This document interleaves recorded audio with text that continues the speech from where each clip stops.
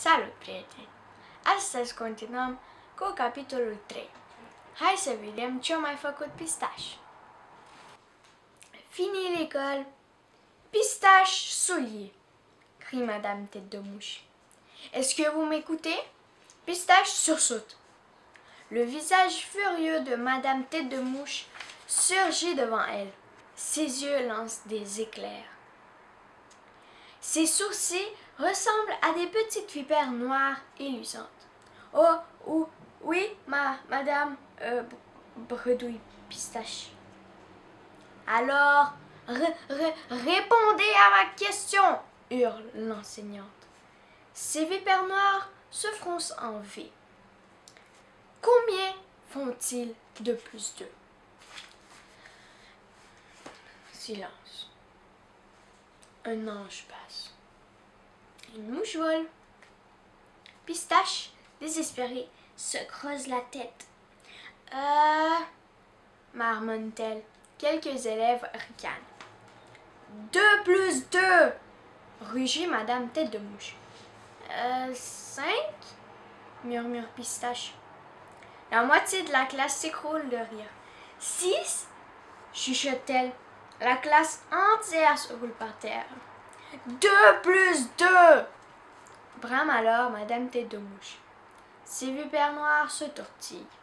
Ses narines frémissent. Un vrai dragon. 4, 4, 4, crie Pistache, mais la maîtresse ne l'entend pas. Le chien lui lèche doucement la joue. Le soleil inonde sa chambre. Ouf, pense-t-elle, quel cauchemar! Au même moment, Pistache se rappelle que c'est le premier jour des grandes vacances. Youpi! S'écrie-t-elle en sautillant du lit. Youpi, fini l'école, fini la vieille tête de mouche, fini les devoirs, c'est l'aventure, c'est la liberté! Hurrah! Pistache s'habille en un tour de main. Pas de couronne ce matin. Elle met sa casquette, prend son sac à dos et sa lampe de poche, puis dévale l'escalier. Elle arrive comme une tornade dans la cuisine. Elle chante à tue-tête. Vive les vacances! Ma princesse, l'interrompt sa maman. Elle a sa voix trop douce, sa voix de sirop d'érable. Pistache regarde sa mère avec méfiance. Mais sa maman lui sourit. Un sourire qui ferait fondre un glaçon en plein hiver. Ma princesse, répète-t-elle, pourrais-tu emmener ta sœur au parc ce matin? J'ai du travail à terminer. S'il te plaît. Le cœur de Pistache tombe d'un coup au niveau de son nombril. Ah non, dit-elle. C'est le premier jour des vacances. Et puis, j'ai rendez-vous avec Madeleine et Doudou. Nous allons explorer la caverne. Nous allons explorer la caverne du cimetière.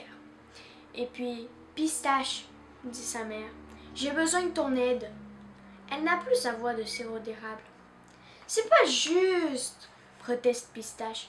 Je vais m'ennuyer à mourir avec elle. Sa mère ne sourit plus. Un petit vent froid souffle dans la cuisine. Je veux aller au parc, crie Pauline, avec Pistache. Ah non, soupire Pistache découragée. Ah oui, dit sa maman, je suis certaine que vous allez bien vous amuser. N'est-ce pas, Pauline?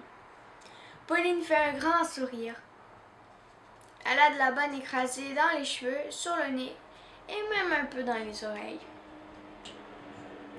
Wesh, dit Pistache.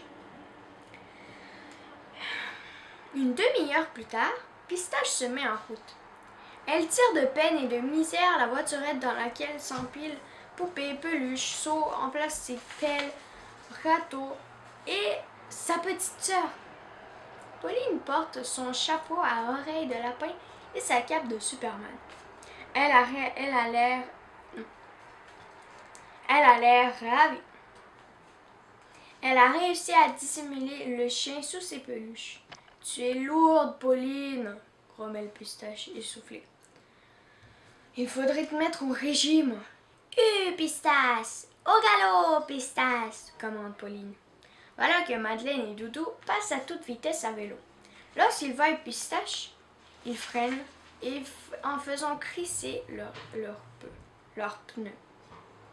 En faisant crisser leurs pneus. La voiturette disparaît dans un nuage de poussière. « Hé, Pistache Soulier !» dit Madeleine. « Tu ne viens pas explorer la caverne du cimetière avec nous? On a des chandelles et une boussole. »« Je ne peux pas, bougonne Pistache.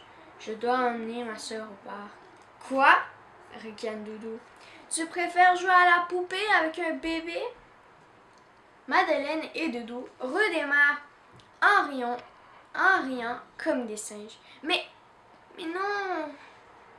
Commence Pistache. Trop tard. Ils sont déjà loin. Zut, c'est pas juste. Mes amis vont vivre de grandes aventures. Et moi, je dois m'ennuyer avec un bébé. Moi, pas bébé.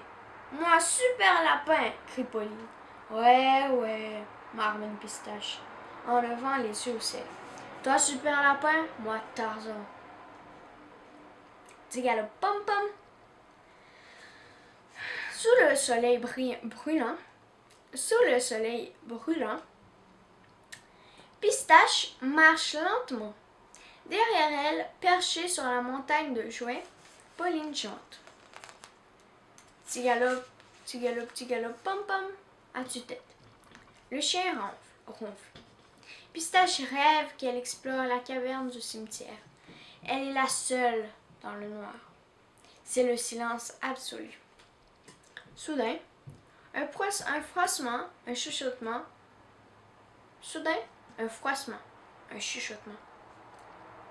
Les chauves-souris la frôlent de leurs ailes humides. Elle sursaute en entendant une grosse voix. Halte là, petite voleuse! Crie Monsieur Pomodoro, l'épicier du coin. Il est rouge comme une tomate. Il a l'air furieux. Tu n'as pas honte? Quel exemple pour ta petite sœur! Quoi? Comment? Répond Pistache éberlué. Une petite foule se rassemble. Les gens chuchotent et la montrent du doigt. En plus, tu fais l'innocente. Mamma mia, dit Monsieur Pomodoro. Il plonge les deux bras dans la pyramide de peluches et de poupées. Il réveille le chien qui, surpris, se met à aboyer.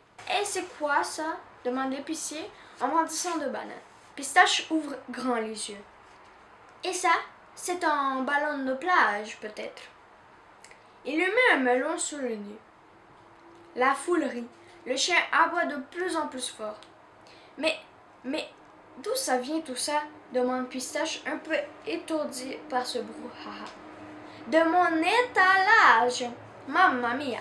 Si jamais je t'y reprends, petite vaurienne, j'appelle la polizia! Et Monsieur Pomodoro se dirige vers son épicerie d'un pas dingue. La petite foule se disperse en marmonnant. « Quelle honte! » dit la boulangère. « Mais qui est cette petite voleuse? »« C'est Pistache Soulier, » répond Abraham en ricanant. « Elle est dans ma classe. »« Ah, les jeunes d'aujourd'hui. » Dans mon temps, ça ne se passait pas comme ça. Pistache reste là figée, la bouche ouverte et les joues en feu. Elle ne comprend rien du tout. Au même moment, sa sœur sort une poire sous la chèvre en peluche. Elle la croque à pleines dents. Pistache comprend enfin. C'est Pauline qui est la voleuse. C'est elle, la petite vaurienne. La colère monte en elle comme un grand vent chaud et rouge. Elle s'approche de sa sœur, lui arrache la poire des mains et la lance dans la rue. Splat! Une auto l'aplatit comme une crique. Une auto l'aplatit comme une crêpe. Pauline hurle, furieuse. Pistache a le regard orageux, les dents serrées. Elle ne dit pas un mot. Elle repart vers le parc. Tirant derrière elle, un lapin boudeur aux oreilles basses. Le chien les suit de loin, la langue pendant. Aici a luat sfârșitul capitolul 3. Vă invit pentru ultimul capitol mâine. Pa, pa!